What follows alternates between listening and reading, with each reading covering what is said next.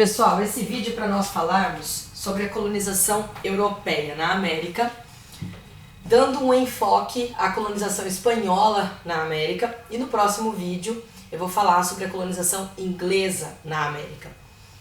Quem ainda não assistiu a aula sobre os povos da América Espanhola, maias, astecas e incas, precisa assistir para dar continuidade a esse tema, tá? É até bom para quem gostaria de recordar como é que viviam aquelas populações antes da chegada dos espanhóis na América, tá? E quando a gente fala América, a gente fala das três regiões do continente americano: América do Norte, América Central e América do Sul. Em que contexto ocorre a colonização espanhola na América? Nós temos um contexto político que é marcado pelas monarquias absolutistas. Então a Espanha, naquele momento, estava governada pelos reis católicos Fernando e Isabel. Em que contexto econômico? Mercantilismo, no qual a política estava diretamente nas mãos do rei, que decidia o que comprar, o que vender, por qual valor, e o objetivo maior era acúmulo de riquezas, que naquela época se resumiam em metais preciosos. Então a grande busca desse mercantilismo era por novos territórios, por colônias, onde eles pudessem explorar principalmente ouro e prata, tá? E o contexto histórico é o contexto das expansões marítimas ou grandes navegações, que possivelmente todo mundo lembra, e que se não lembrar pode assistir a videoaula também que eu gravei e subi para o canal sobre as grandes navegações, tá? Começando pelo pioneirismo português, depois os espanhóis, ingleses, holandeses e todos os europeus, conforme nós já estudamos. Esse é o contexto, tá? Qual era o objetivo então de vir para a América? Nós vimos isso, de conquistar novos territórios, novos na visão do europeu, porque aquelas terras já eram ocupadas por populações nativas, com grandes riquezas culturais, conforme nós podemos estudar, como as populações astecas, incas e os maias, que inclusive já haviam desaparecido, segundo hipóteses dos estudiosos, antes da chegada dos europeus, como no caso dos espanhóis. E eles tinham interesse em acumular metais preciosos, então exploração do ouro, quem? Os europeus, assim como tinham interesse na catequização dessas populações nativas, em especial a visão católica, tá? Os católicos têm essa visão de catequização, de cristianizar essas populações nativas, já que eles haviam perdido, durante as reformas protestantes, muito dos seus fiéis. Então eles enxergavam nessa nova terra, nova para o europeu, a possibilidade de conquistar novos fiéis. Então muitos eram os interesses para chegar aqui no chamado Novo Mundo. Era um novo mundo na visão europeia, tá? Porque já era um mundo habitado por inúmeras populações, entre as principais que nós estudamos, maias, astecas e incas, tá? Aqueles que vinham para a América eram chamados de adelantados, recebiam a terra dessa coroa espanhola para explorar e a partir daí pagariam impostos. E haviam também as chamadas capitulações. O que eram as capitulações? Era um contrato com a coroa espanhola, no caso, para que eles soubessem o que eles poderiam ou não fazer na área que lhes era cedida para a exploração colonial, tá? Existe um filme que eu indico para assistirem, chamado 1492, A Conquista da América, que simboliza a chegada dos espanhóis na América, principalmente ali, num primeiro momento, na América Central, na ilha de Guanahani ou Guanani, não importa, né? A pronúncia pode ser mais abrasileirada, quando Cristóvão Colombo, liderando os navios, as naus, chega até a América Central. Ele teria se perdido, porque estava indo para as Índias, dando a volta, acreditando e querendo provar a sua teoria de que a Terra era redonda, só que ele não contava com esse novo continente, novo entre aspas, porque já haviam pessoas que habitavam a região. Então esse é o contexto, tá? Do ponto de vista europeu foi uma conquista, mas do ponto de vista das populações nativas foi uma invasão. Eles foram extremamente desrespeitados. Houve um estranhamento muito grande com a chegada desses espanhóis, tá? Um conflito cultural. Só que num primeiro momento, esse estranhamento, ele acabou sendo pacífico, a gente vai ver por quê, tá? Eu vou falar de maneira mais tranquila e detalhada para vocês. Nós temos como grandes conquistadores o Cristóvão Colombo, que foi quem primeiro chegou aqui. O nome de território, o continente América, vem porque depois de Colombo, porque Colombo não sabia até então que tinha chegado num continente ainda desconhecido para os europeus. Quem vai descobrir através dos estudos cartográficos, que é quem produz mapas, é o Américo Vespúcio, que descobre então que Colombo havia chegado num outro continente que possivelmente, óbvio, já existia. E aí, em homenagem a Américo Vespúcio, colocam o nome de América. Outros dois grandes nomes de conquistadores europeus, espanhóis no caso, a gente tem Hernán Cortés, que foi responsável pela destruição dos astecas, e o Francisco Pizarro, que é um conquistador espanhol responsável pelo massacre do Império Inca, tá? Então nós vamos observar como é que isso tudo aconteceu. Inclusive, existe um poeta chileno que eu gosto muito, chamado Pablo Neruda, e analisando essa colonização da América Espanhola, ele diz que a colonização da América foi feita através de 3 palavras: fome, cruz e espada. Fome, porque essas populações nativas foram submetidas inclusive à fome, porque eram obrigadas a trabalhar para oferecer suas riquezas para os europeus, no caso aqui, os espanhóis.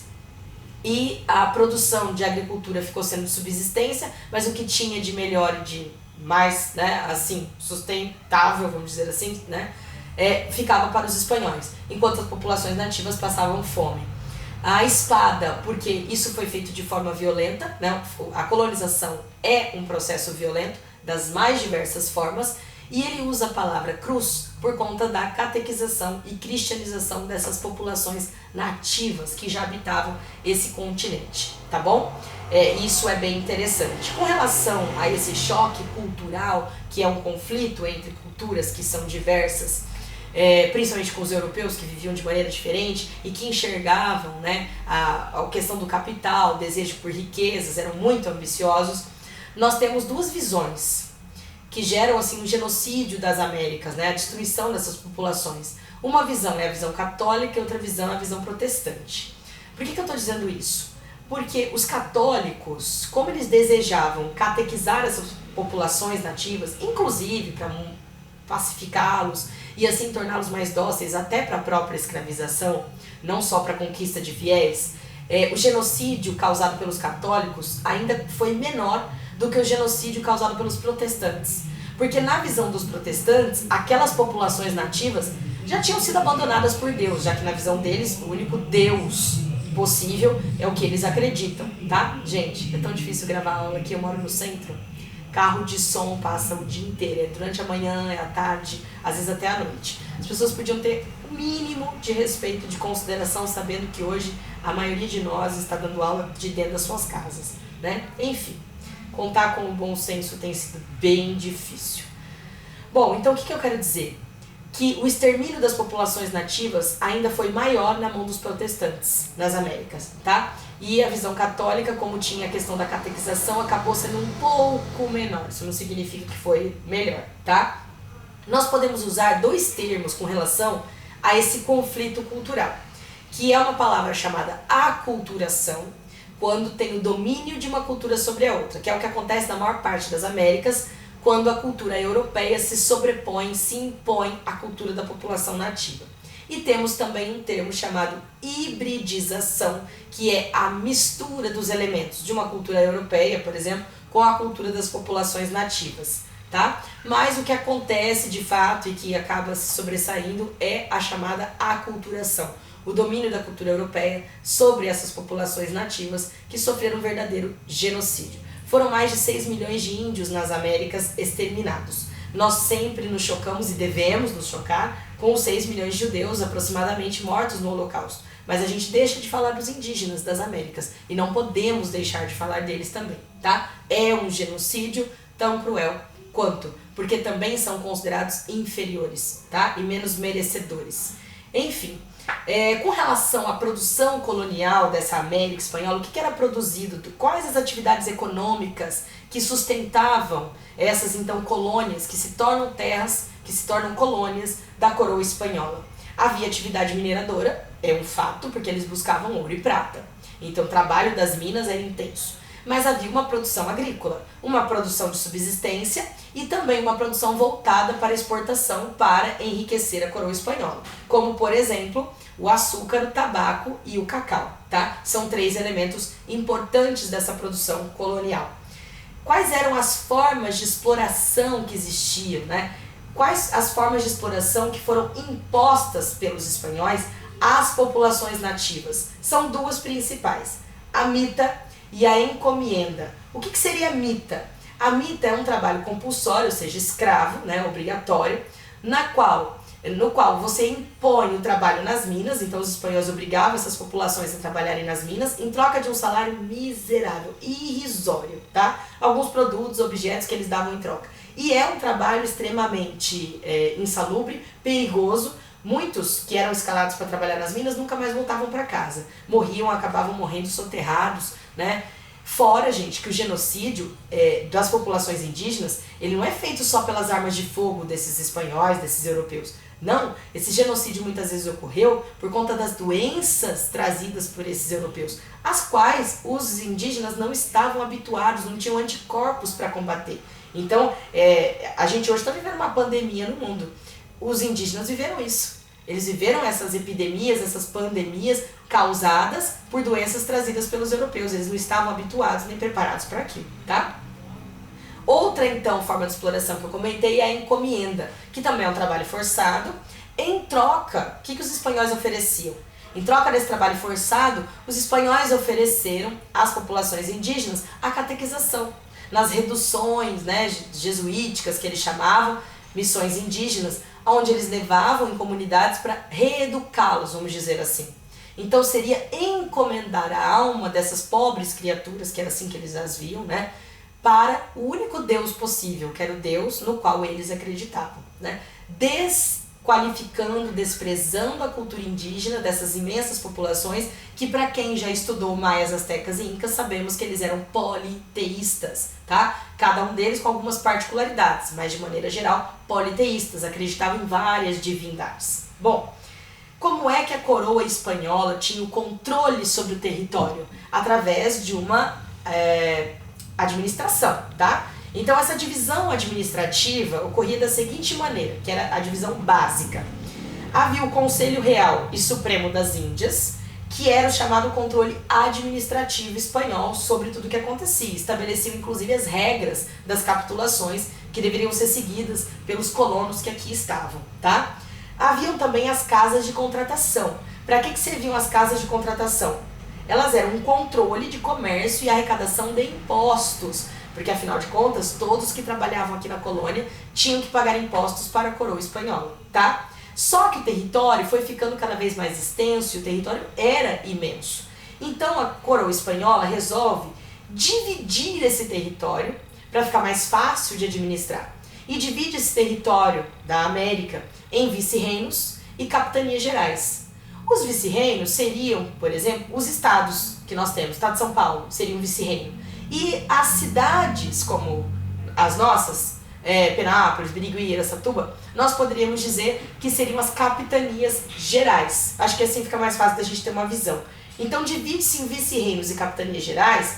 Nos vice-reinos nós tínhamos os vice-reis, que eram submetidos às ordens da coroa espanhola, e eles submetiam as capitanias gerais às suas ordens também, tá? Que tinham tarefas menores, vamos dizer assim, tá? O que eles buscavam eram metais preciosos, o controle sobre essas populações das mais diversas formas, tá? As capitanias gerais eram de menor extensão territorial, tinha uma produção complementar, inclusive a produção toda colonial, tá? E dentro dessas capitanias gerais haviam os cabildos. O que eram os cabildos? Seria como se fossem a Câmara Municipal, o poder local, que eram ocupadas, essas câmaras municipais, pelos chamados homens bons. Quem eram considerados homens bons? Brancos, grandes proprietários de terras, tá? Então sempre, né, esse elitismo, essa sociedade hierarquizada, desigual. Por isso que a gente fala que ali não tem, né, a mobilidade social. Então, inclusive, eles chamam essa sociedade de uma sociedade baseada em sistema de castas, que são classes sociais muito bem divididas, onde você tem uma classe social considerada mais importante do que a outra. Falando em sociedade, essa sociedade formada pela América Espanhola, formada através da colonização dos espanhóis na América, nós temos que entender como é que ela se dividia. No topo dessa sociedade, a gente tem os chapetones. Quem são os chapetones? Também conhecidos como peninsulares. Eram os espanhóis legítimos, portanto, tinham nascido na Espanha, mas vieram para cá com o intuito também de enriquecer, tá? Haviam abaixo deles os crioulos, que não eram negros, porque no Brasil o crioulo a gente se refere à população africana muitas vezes, tá? Na população, na sociedade espanhola da América, os crioulos são brancos, descendentes dos espanhóis, só que eles não nasceram lá na Espanha, eles nasceram na América. E só pelo fato deles terem nascido na América, eles não podiam ocupar altos cargos políticos. Quem é que tinha então o poder político? Os chapetones. Os crioulos tinham poder econômico, tinham dinheiro, eram considerados elite econômica, mas não tinham grandes poderes políticos, tá? Eles não podiam ocupar altos cargos públicos. Abaixo deles nós temos os mestiços, que são fruto dessa mistura de principalmente espanhóis com as populações nativas, os indígenas, tá? Que muitas vezes foram alvo de estupros, principalmente porque no começo da colonização espanhola as mulheres não vinham muito, as mulheres espanholas. Vieram mais os homens para conquistar o território, para conhecer esse território, o ar de dominação. Depois essas mulheres foram sendo trazidas. No primeiro momento, então, eles se relacionam com as mulheres indígenas. E essas relações foram baseadas, na sua maioria, em violência, como, por exemplo, o estupro. Então, a mestiçagem na América Espanhola é, em grande parte, fruto desses estupros, dessa violência sexual, tá? A gente tem que lembrar, independente da idade que a gente tenha, a gente já tem noção do que isso significa, de que isso é errado, né? Até para que a gente crie um pensamento aí diferente de questionamento e a gente entenda por que foi violento, tá? De diversas formas. Abaixo dos mestiços nós temos os indígenas, que era a população que já habitava o local, e ainda abaixo, na base dessa sociedade, os escravos. Quem era considerado escravo ali? A gente tem a população indígena que foi escravizada, mas também trouxeram populações de africanos que foram escravizados e trazidos para trabalhar. Até porque, eu comentei com vocês, que essas populações indígenas sofreram uma dizimação muito grande em decorrência das doenças. Não foi só por meio da violência física, tá? Mas as doenças às quais não estavam habituados. Um outro detalhe muito importante da colonização espanhola é que, gente, para ter o controle sobre tudo, a fiscalização sobre os impostos, eles queriam evitar o contrabando, porque sempre existia alguém que ia contrabandear. Então eles criam um regime de porto único. O que isso significa? Que tinha um único porto do qual partiam navios lá na Espanha, tá? Que a gente chama, que é o porto de Sevilha, na Espanha, e esses navios só poderiam chegar e tanto descarregar produtos quanto carregar de produtos das colônias em determinados lugares. Por exemplo, na região do México, América do Norte, só poderiam parar e comercializar através do porto de Veracruz. Na região do Panamá, somente no Porto Belo, tá? No porto de Porto Belo. E na região da Colômbia, em Cartagena, ou Cartagena, conforme alguns pronunciam também. Ou seja, esse regime de porto único foi a maneira que os espanhóis encontraram de evitar contrabandos, tá? Nós veremos, então, especificamente, que esses espanhóis, eles estabeleceram conquistas militares sobre grandes impérios da América Espanhola, como é o caso dos astecas, destruídos por Hernán Cortés, e como é o caso dos incas, que foram massacrados por Francisco Pizarro, tá? Foram extremamente desrespeitados em todos os sentidos e violentados, tá? No primeiro momento, Hernán Cortés não teve problema com os astecas, porque segundo as crenças politeístas que eles tinham, um dia os seus deuses sairiam de dentro dos mares para serem homenageados por eles. E uma série de questões. O que acontece quando os espanhóis chegam? Os astecas acreditaram que eles eram deuses saindo do mar, trazendo cavalos que eles não conheciam. Então eles foram muito bem recebidos no primeiro momento e traíram essa população.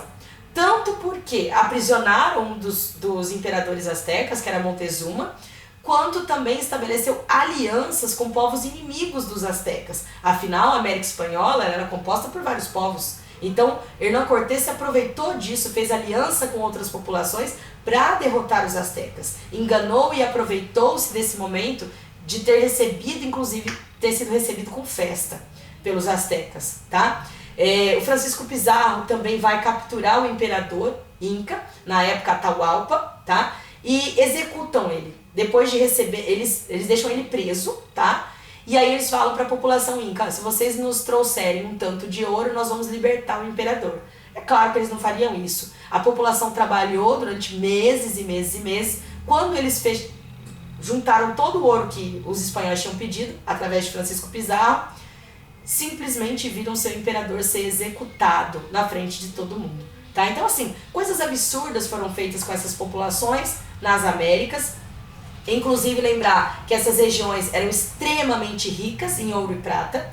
Existe, inclusive, uma cidade da Bolívia chamada Potosí, ou Potosí, que era um dos lugares mais ricos em minas de ouro e que hoje é uma das cidades mais pobres do mundo, por conta desse tipo de colonização espanhola. Tá? Então, lembrar que é visto como uma conquista para os europeus porque eles enriqueceram, mas é visto como uma invasão pelas populações que ali habitavam a região da América, chamada América Espanhola. Por quê? Porque eles foram execrados, eles foram dizimados, eles foram explorados, tá? Das mais diversas formas. Por isso que eu citei para vocês a frase do Neruda, que fala que a América foi conquistada através da fome, da cruz e da espada, tá? Retomem tudo isso com cuidado, escrevam, façam anotações, que fica muito mais fácil para vocês. E eu vou gravar um vídeo também falando sobre a colonização inglesa na América. Assim também não ficam vídeos extensos, fica não só mais fácil para o entendimento, quanto eles não ficam pesados para carregar, porque a gente tem sido bem difícil carregar os vídeos. A internet, eu acho que muita gente usando, né? Acho não, com certeza.